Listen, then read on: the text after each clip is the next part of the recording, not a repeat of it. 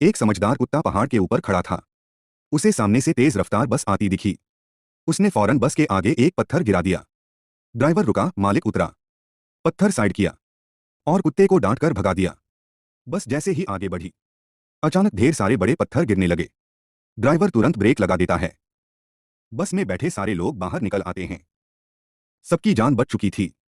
तभी सबको याद आता है वही कुत्ता।